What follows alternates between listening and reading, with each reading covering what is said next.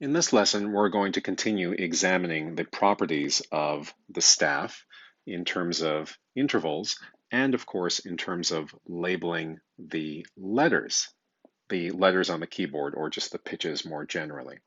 So what you remember from the previous lessons is that we discovered some basic properties of interval sizes as we relate lines to other lines and spaces to other spaces. So let's try just a little quiz to review to make sure that we really understand this, that you understand this before we move forward.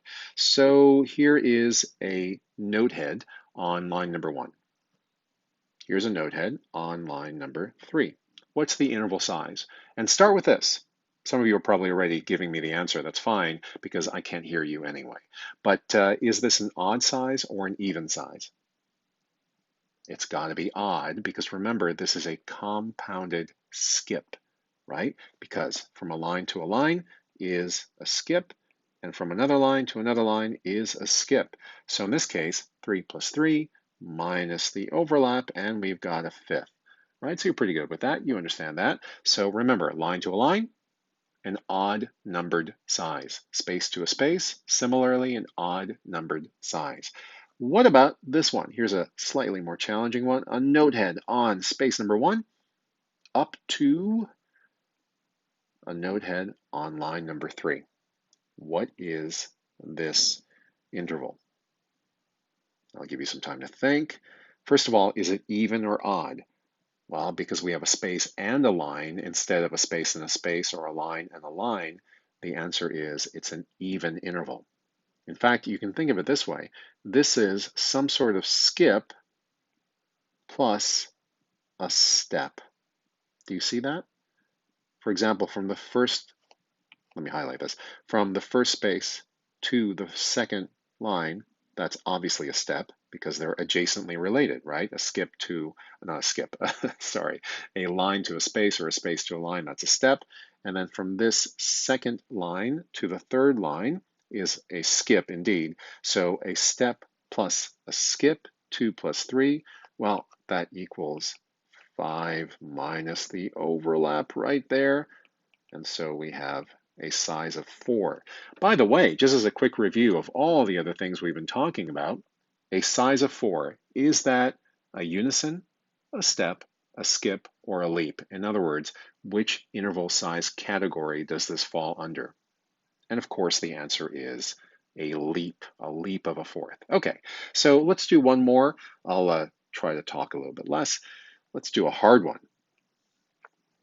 I don't want that highlighter. Why is it giving me that? All right. I go from here all the way up to here. So you guys remember I was just constantly talking about how awkward it is to label these locations on the staff. But in this case, we have the space directly below the staff, all the way up to the space directly above the staff. What is the interval here? Well, first of all, even or odd. Well, they're both spaces, so the interval size will be odd. And we just have to figure out how many skips this is. Here's a quick question for you, a further review from the previous lesson. Is this smaller than an octave or larger than an octave? How about saying this? Is this a compound interval using the official definition of the term compound, or is this a reduced or simplified interval? Do you remember what that means? If it's reduced or simplified, it means 8 or less. If it's larger than the size of 8, that's compound. So which one is it? Well, do you remember how to quickly find an octave, a size of 8, using the staff?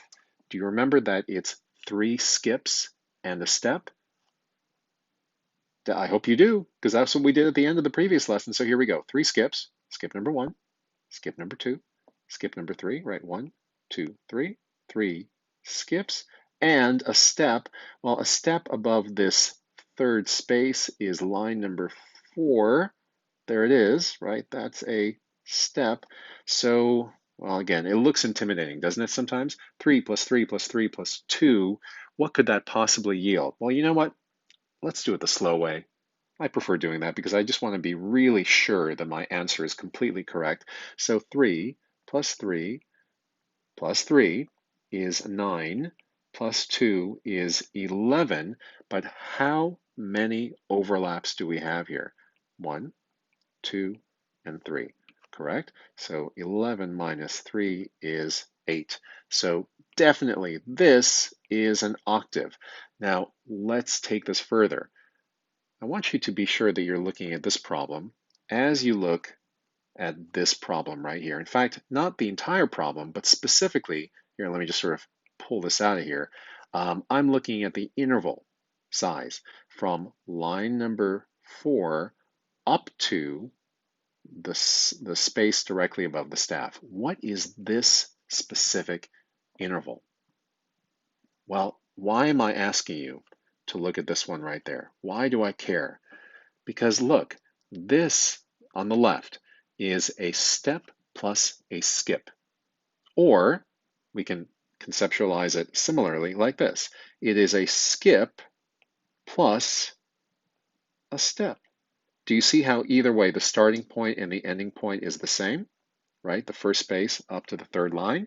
So step plus skip, skip plus step, it's just like basic math, right? It's like addition, it's commutative, right? It doesn't matter which order you go in, 3 plus 2 or 2 plus 3, the result, the sum is the same. So let's go and apply this information to that information. So what can we discover here, just so you can look at this? What can you discover about this size? What's the size over here? Well, the answer is it looks just like, in fact, let me make some room here so you can totally see this. It just looks like a skip plus a step. Am I right about that? This is a skip because it's a line to a line. And then, you know, I should be a little clearer about this. Don't overlap your spaces with your lines. And then this is a step, right? 3 plus 2 minus the overlap yields 4, right? Again, remember in the previous lesson, I was talking about visual cues so that you know what these intervals look like just by looking at how they're arranged on the staff. A fourth looks like this. You have a note head on a line, and then you skip a line and you go up to the next space. And of course, vice versa. You might be on a space, here, let me do that, like this. Well, actually, why am I doing that? We already have this information. You might be on a space, and then you skip to the next space, and then you go up a step, right? So that's what a fourth looks like. So why am I taking so much time just to figure out this initial problem right there? Well, because I'm just reviewing with you. So we know what the octave is, right? From here to there, and then from there to the top, right? So from the fourth line right there to the space above the staff, wow, this is getting really messy, is 8 plus 4, which yields 12. Am I done? No, I have to subtract out the overlap, and the overlap is where that octave ended. So let me change color so we can all see it clearly. The overlap is right there, right? So of course it's 8 plus 4 minus 1, and we yield 11.